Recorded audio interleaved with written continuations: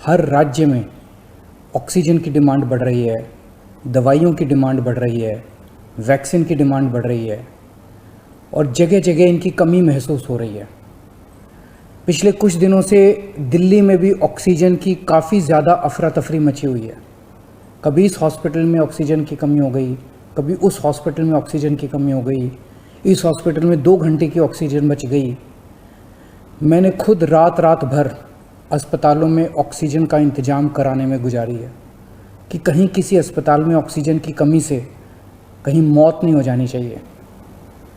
केंद्र सरकार हर राज्य को ऑक्सीजन का कोटा तय करती है। देश भर में जितनी भी ऑक्सीजन बनती है, केंद्र सरकार तय करती है कि इस राज्य को इतनी ऑक्सीजन मिलेगी, इस राज्य को इतनी ऑक्सीजन मिलेगी। अब दिल्ली को कितनी ऑक्सीजन चाहिए? दिल्ली सरकार ने अपना एक एस्टिमेशन लगाया जिसके हिसाब से दिल्ली को रोज़ाना 700 टन ऑक्सीजन की ज़रूरत है। केंद्र सरकार ने हमारा कोटा कल तक 378 टन तय किया हुआ था। ये कोटा कल शाम को बढ़ा के 480 टन कर दिया है केंद्र सरकार ने। इसके लिए हम केंद्र सरकार के बहुत बहुत आभारी हैं। हालांकि हमें अभी और भी काफ़ी ऑक्सीजन चाहिए, लेकिन केंद्र सरकार ने जितना भी बढ़ाया है उसके लिए हम उनका बहुत बहुत शुक्रिया अदा करते हैं। अब केंद्र सरकार ये भी तय करती है कि जो आपके कोटे की ऑक्सीजन है वो कौन सी कंपनी देगी। जैसे दिल्ली में तो ऑक्सीजन बनती नहीं है, दिल्ली की सारी ऑक्सीजन दिल्ली के दूसरे राज्यों से, दिल्ली के बाहर के दूसरे राज्यों से आती है। तो केंद्र सरकार तय करती है कि फलाने राज्य की ये कंपनी आपको इतने किलो ऑक्सीजन देगी, फलाने राज्य की ये कंपनी आपको इतने किलो ऑक्सीजन देगी। मान लो राजस्थान की ये कंपनी आपको इतने किलो देगी, हरियाणा की ये कंपनी आपको इतने किलो देगी। तो केंद्र सरकार कंपनियां तय करती है कि किस कंपनी से दिल्ली को अपने कोटे की ऑक्सीजन आएगी। अब दूसरी समस्या यहाँ पे आ रही है कि ये जो कंपनियां जिन राज्यों में हैं, उनमें से कुछ राज्यों की सरकारों ने उन कंपनियों से जो दिल्ली के कोटे की ऑक्सीजन आनी थी वो भेजनी रोक दी। राज्यों ने कहा कि पहले हम अपने राज्य में इस्तेमाल करेंगे, दिल्ली का कोटा भी हम इस्तेमाल करेंगे, दिल्ली के जो ट्रक हैं वो जाने नहीं देंगे। लेकिन मैं केंद्र सरकार का और दिल्ली हाई कोर्ट का शुक्रिया अदा करना चाहता हूँ। पिछले 2-3 दिन के अंदर उन्होंने हमारी बहुत मदद की है, जिसकी वजह से अब ऑक्सीजन दिल्ली पहुँचने लगी है। जो जो दिक्कतें आ रही थी, हम लगातार पिछले 2 दिन से एक मिनट टू मिनट, मैं खुद, मनीष जी, मैं, हमारे सारे ऑफिसर्स केंद्र सरकार के लगातार संपर्क में थे। परसों रात को मुझे याद है जब जीटीबी हॉस्पिटल में वहाँ का ट्रक एक पड़ोसी राज्य से चलना था पर वो चला नहीं, जीटीबी ऑक्सीजन में आनी थी ऑक्सीजन, तो एक केंद्रीय मंत्री को हमने फ़ोन किया और उन्होंने तुरंत वहाँ पे बात करके उस ट्रक को वहाँ से छुड़वाया। हम लगातार संपर्क में हैं, एक ट्रक को अस्पताल पहुँचाने की कोशिश कर रहे हैं। हम सब लोग 24 घंटे काम कर रहे हैं, सोई नहीं है। हाई कोर्ट और केंद्र सरकार से जो मदद हमें मिली है उसके लिए तहे दिल से हम उनका शुक्रिया अदा करना चाहते हैं।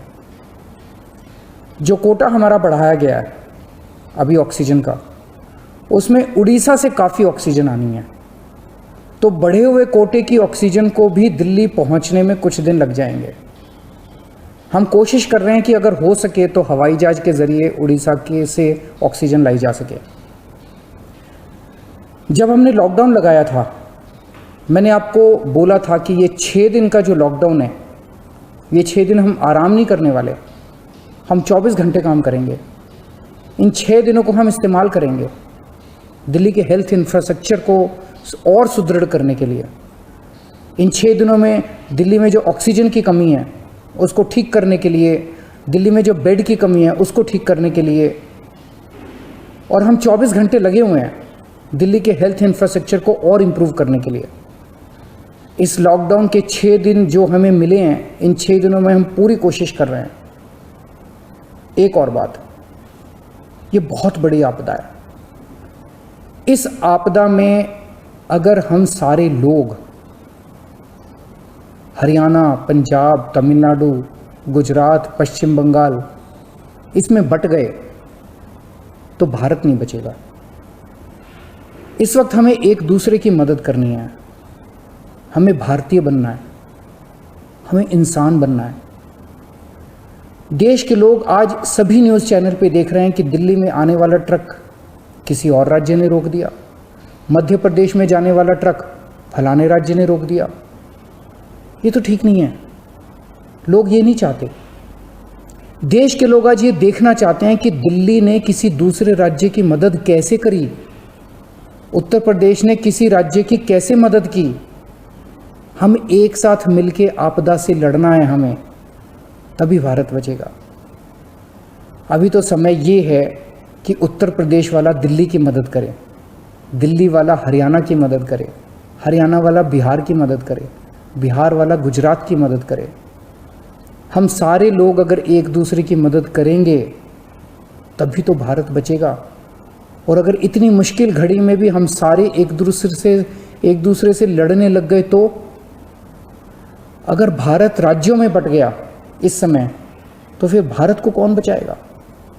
मेरी सारी नागरिकों से अपील है, सारी सरकारों से अपील है कि आइए मिलके एक होके लड़ते हैं। अगर हम मिलके लड़े, एक मुट्ठी बनेगी, हमारे सारे संसाधन मिलके एक साथ इस्तेमाल होंगे, हमारी ताकत बढ़ेगी, हमारी शक्ति बढ़ेगी। और अगर हम बट गए तो फिर कोई हमें नहीं बचा पाएगा। मैं सभी राज्य सरकारों से कहना चाहता हूँ कि दिल्ली का मुख्यमंत्री होने के नाते मेरे से जो बन पड़ेगा, मेरे हाथ में जो होगा, आप मुझसे मांगिए, मैं दूंगा। पूरे देश की मदद करेंगे। अगर दिल्ली में हमारे पास ऑक्सीजन ज़रूरत से ज़्यादा होगी तो हम दूसरे राज्यों को ऑक्सीजन देंगे। अगर हमारे पास किसी दवाई की ज़्यादा मात्रा होगी तो वो भी हम दूसरे राज्य के साथ बांटेंगे। और जब दिल्ली में कोरोना कम होगा और किसी दूसरे राज्य में डॉक्टर्स की ज़रूरत हुई, हम वहाँ डॉक्टर्स भी भेजेंगे। हम सभी भारतवासी हैं, हम अपने देशवासियों की मदद करेंगे, सभी राज्यों की मदद करेंगे, क्योंकि ये बीमारी कोई बॉर्डर देख के नहीं फैलती। मैं उम्मीद करता हूँ कि इसी भावना के साथ हम सभी मिलके एक साथ, सारी सरकारें, केंद्र सरकार, सारी राज्य सरकारें, हम मिलके काम करेंगे, एक भारत बन के काम करेंगे कोरोना को हराने के लिए। हमें पूरी दुनिया के सामने दिखा देना है कि विश्व में सबसे ज़्यादा कोविड केसेस भारत में होने के बावजूद कैसे भारत के लोगों ने, यहाँ की सरकारों ने मिलके कैसे इस आपदा से लड़ाई की, कैसे हमने सारा प्रबंधन किया। भारत के लोग दुनिया को दिखा देंगे कि कैसे एक साथ मिलके इस खतरनाक बीमारी को हमने हराया। जय हिंद।